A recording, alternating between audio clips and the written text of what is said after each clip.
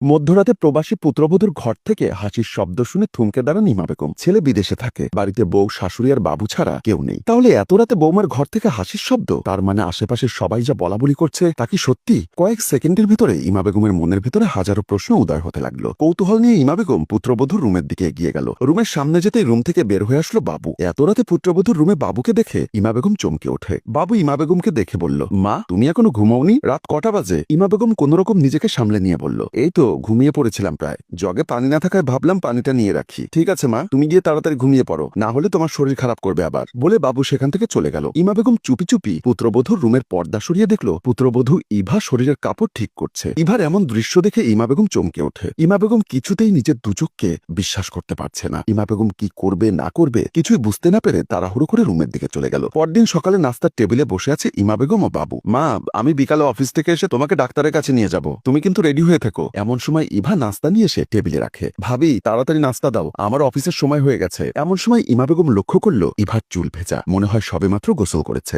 যে স্ত্রীর স্বামী বিদেশে থাকে সে এত সকালে গোসল করবে কেন? আশেপাশের সবাই ইভা ও বাবুকে নিয়ে কানাঘুষা করছে। এতদিন ইমা বেগম বিষয়টা লক্ষ্য না করলেও আজ বিষয়টা তার নজরে পড়েছে। ইভা হাসি মুখে খাবার পরিবেশন করছে। হঠাৎ ইভার চোখ পড়ল ইমা বেগমের দিকে। ইভা লক্ষ্য করলো ইমা বেগম খাবার হাতে নিয়ে খুব গভীর চিন্তায় ডুবে আছে। ইভা হাসি মুখে বলল, কি হলো মা, খাচ্ছেন না যে? খাবার ভালো হয়নি? ইভার কথা শুনে ইমা বেগমের ধ্যান ভাঙলো। ইমা বেগম স্বাভাবিক হয়ে বলল, না বৌমা, খাবার ঠিক আছে, বসো, তুমিও খেয়ে নাও আমাদের সাথে। ইমা বেগমের কথা মতো ইভাও চেয়ারে বসে খাওয়া শুরু করলো। ইমা বেগম ড্রয়িং রুমে বসে টিভি দেখছে। এমন সময় ইভা এসে ইমা বেগমের পাশে বসে বলল, মা, বলছিলাম কি, বাবুকে নিয়ে একটু বাড়িতে যাব, অনেকদিন হয় বাবাকে দেখি না। ইভার মুখে এমন কথা শুনে ইমা বেগম তার চোখের দিকে তাকালো। রাগান্বিত স্বরে বলল, বাবাকে দেখতে যাবে ভালো কথা, বাবুকে সাথে নিয়ে যেতে হবে কেন? বাড়িতে তো বাবু ছাড়া আর কেউ নেই, তাহলে কাকে নিয়ে যাব মা? কেন, তুমি কি তোমার বাবা বাড়ি চেনো না নাকি? যেতে হলে তুমি একা গিয়ে দেখে এসো তোমার বাবাকে। ইভা অবাক হয়ে বলল, মা, আমি একা কি করে যাব? একা যেতে তোমাকে কে বলেছে? সিএনজি করে যাবে। ইমা বেগমের এমন কথা শুনে ইভা মনে মনে ভাবতে লাগলো, মা যেমন করে কথা বলছে কেন?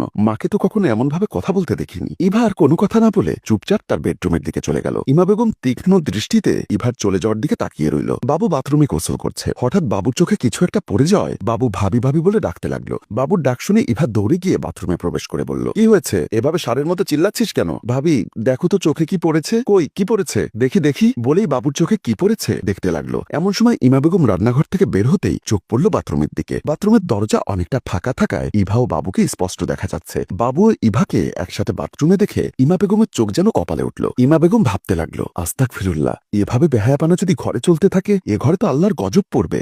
ইমা বেগম খুব সতর্কতার সাথে বাথরুমের দিকে এগিয়ে গেল। ইমা বেগম কান পেতে শোনার চেষ্টা করলো। বাথরুমের ভেতর থেকে ইমা বেগমের কানে ভেসে আসলো, ভাবি, বের হয়েছে, এখন খুব ভালো লাগছে। ঠিক আছে, তাহলে তাড়াতাড়ি গোসল করে বের হয়ে এসো, আজকে রাতেও কিন্তু খেলতে হবে। বাবু ইভার এমন কথা শুনে ইমা বেগম মনে মনে ভাবছে, ছি ছি ছি, আমার পেটে এমন কুলাঙ্গার সন্তান কি করে হলো? এত কষ্ট করে লেখাপড়া করিয়ে মানুষের মতো মানুষ করতে চেয়েছি, আর সে কিনা তার বড় ভাইয়ের বউয়ের সাথে দিনের পর দিন নোংরামি করে যাচ্ছে।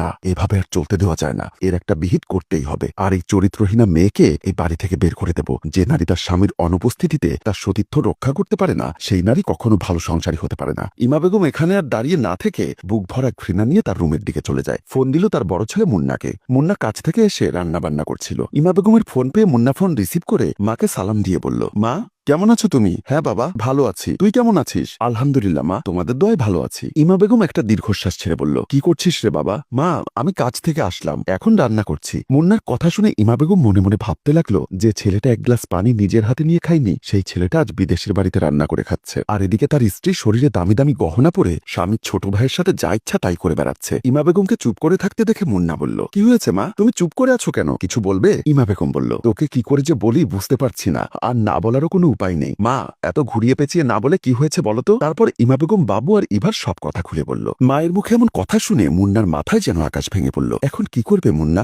যাদের সুখের জন্য দেশ ছেড়ে বিদেশের মাটিতে দিন রাত পরিশ্রম করে যাচ্ছে তারাই যখন বিশ্বাসঘাতকতা করে তখন আসলেই কিছু করার থাকে না। কি বলছো মায়ের সব? আমার মনে হয় তোমার কোথাও ভুল হচ্ছে। না রে বাবা, এতদিন পাড়ার লোকেরা বলাবলি করতো, এখন আমি নিজ চোখে দেখেছি। দেখ বাবা, এভাবে চলতে থাকলে সমাজে আমাদের মান সম্মান বলে কিছুই থাকবে না। মুন্না কি বলবে কিছুই বুঝে উঠতে পারছে না। কোনরকম নিজেকে সামলে কোলে নিয়ে মুন্না বলল, ঠিক আছে মা, এখন রাখি, আমি তোমাকে পরে ফোন দিচ্ছি। মুন্না দুচোখ বেয়ে জল গড়িয়ে পড়ছে। বাবা মারা যাবার পর যে ভাইকে বাবার অভাব বুঝতে দেয়নি মুন্না, সে ভাই কি করে এমনটা করতে পারলো? মুন্না আর কিছুই ভাবতে পারছে না। কান্না করতে করতে একটা সময় মাটিতে বসে পড়ে মুন্না। ইমা বেগম তার রুমে শুয়ে আছে। এমন সময় মা ইমা বেগমের কানে ভেসে আসলো ইভা ও বাবুর হাসির শব্দ। হাসির শব্দ শুনে ইমা বেগম শোয়া থেকে উঠে বসে ভাবতে লাগলো, কি অসভ্য এরা, এদের মধ্যে কি লজ্জা শরম বলতে কিছুই নেই? আমার ছেলেরা তো লেখাপড়া করে কি লাভ হলো? নিজের আপন বড় ভাইয়ের বউয়ের সাথে কি করে সব করতে পারে? আর মেয়েটাই বা কিভাবে পারে? ছি ছি ছি, বিয়ে হয়েছে, স্বামী আছে, সংসার আছে, তারপরও এরকম নোংরামি করে যাচ্ছে। না জানি বিয়ের আগে কতজনের সাথে যে শুয়েছে। ইমা বেগম রাগান্বিত হয়ে রুম থেকে হন হন করে বের হয়ে আসলো ইভার রুমের সামনে। ইভার রুম থেকে ভেসে আসছে ইভা ও বাবুর হাসির শব্দ। ইমা বেগম দরজার পাশে নিস্তব্ধ হয়ে দাঁড়িয়ে রইল। মনে মনে ভাবতে লাগলো, ভেতরে যাওয়াটা কি ঠিক হবে? না জানি ওরা ভেতরে কোন অবস্থায় আছে। ইমা বেগম দরজায় উকি দিয়ে দেখলো, কিন্তু ভেতরে তেমন কিছুই দেখা যাচ্ছে না। ইমা বেগম আবারও ভাবতে লাগলো, হায় আল্লাহ, আমি নিজের হাতে আমার বড় ছেলের জীবনটা নষ্ট করে দিয়েছি। কত ভদ্র একটা পরিবার দেখে ছেলেকে বিয়ে করিয়েছি, অথচ মেয়ে কিনা চরিত্রহীনা। মা ইমা বেগম আর সেখানে দাঁড়িয়ে থাকতে পারছে না। কি করবে এখন কিছুই ভেবে না পেয়ে আবারও তার রুমের দিকে চলে যান। কলিং বেলের শব্দ শুনে দরজা খুলে দিল ইভা। দরজা খুলতেই ইভা চমকে ওঠে। দরজার ওপাশে মুখ গম্ভীর করে দাঁড়িয়ে আছে মুন্না। মুন্না কোনো খবর না জানিয়ে হঠাৎ করেই এভাবে চলে আসবে ইভা কখনো ভাবেনি। মুন্নাকে দেখে ইভা আনন্দে আত্মহারা হয়ে যায়। কি করবে কিছুই বুঝতে পারছে না। এক কথায় বলা যায় ইভা এতটাই সারপ্রাইজড হয়ে গেছে, যার ফলে তার মুখের ভাষা হারিয়ে ফেলেছে। মুন্না কোনো কথা না বলে রুমের ভেতর প্রবেশ করে। ইভা দরজা লাগিয়ে মুন্নার পেছনে পেছনে গেল। মুন্না ড্রয়িং রুমে যেতেই ইমা বেগম মুন্নাকে দেখে অবাক হয়ে যায়। ইমা বেগম বলল, তুই কোনো কিছু না জানিয়ে এভাবে চলে আসলি যে? এমন সময় ইভাও ড্রয়িং রুমে এসে মুন্নার পাশে দাঁড়ায়। মা, হঠাৎ করেই তোমার কথা খুব মনে পড়ছিল, তাই আমি তোমাকে কিছু না জানিয়ে সরাসরি চলে আসলাম। ভালো করেছিস বাবা, আমারও তোকে দেখতে খুব ইচ্ছা করছিল, কিন্তু এভাবে না এসে একটা ফোন করে তো আসতে পারতি। ইমা বেগমের কথার কোনো উত্তর দেয়নি মুন্না। হঠাৎ করে চলে আসলে যে? মার ফোনে একটা ফোন করে তো আসতে পারতে।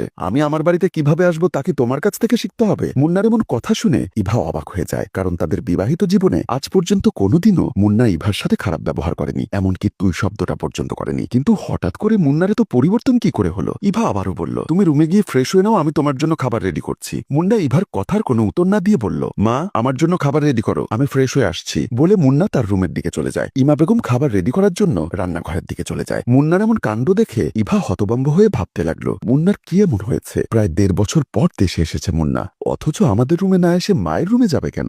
ড্রয়িং রুমে বসে আছে ইভার বাবা মমিন খান ও ইমা বেগম। পাশের সোফাতে বসে আছে মুন্না, বাবু, ইভা। ইমা বেগমের মুখে সব কথা শুনে মমিন খান বলল, বেআইন সাহেব, আপনার কোথাও ভুল হচ্ছে। ইমা বেগম রাগান্বিত হয়ে বলল, দেখুন বিয়াই, আমি বুড়া হয়েছি, কিন্তু এতটা বুড়ো হই নাই যে আমার স্মৃতিশক্তি লোপ পেয়েছে। বেআইন সাহেব, আমার মেয়ে এমন না, আমি তাকে অনেক যত্ন করে মানুষের মতো মানুষ করেছি। মুন্না কাঁদো কাঁদো গলায় বলল, আমি কি দেইনি তোমাদের? বলো, যখন যা চেয়েছ আমি তাই দিয়েছি। নিজের রক্তকে পানি করে তোমাদের জন্য টাকা ইনকাম করি, যাতে করে তোমরা সুখে শান্তিতে থাকতে পারো, অথচ তোমরা কিনা আমার দুর্বলতার সুযোগ নিয়ে এত বড় সর্বনাশ করছো। মা ও মুন্নার মুখে এমন কথা শুনে বাবু ও ইভা চমকে ওঠে। দেখো মুন্না, তুমি যা ভাবছো তা তুমি ভুল ভাবছো। মুন্না ধমক দিয়ে বলল, দেখো, আমার মা কেন তার পুত্রবধূ ছেলের উপর বদনাম দিবে? মুন্না একটু শান্ত গলায় আবারও বলল, বাবা, আমি আপনার চরিত্রহীন মেয়ের সাথে সংসার করব না, আপনি আপনার মেয়েকে নিয়ে যান, আমি ডিভোর্স লেটার পাঠিয়ে দিব। মুন্নার মুখে এমন কথা শুনে বাবু বলল, ভাইয়া, তুমি তো জানো আমাদের কোনো বোন নেই। তুমি যখন ভাবিকে বিয়ে করে আমাদের বাসায় নিয়ে আসো, সেদিন থেকে আমার মনে হতো আমাদের বাসায় শুধু ভাবি আসেনি, এসেছে আমার একটা বোন।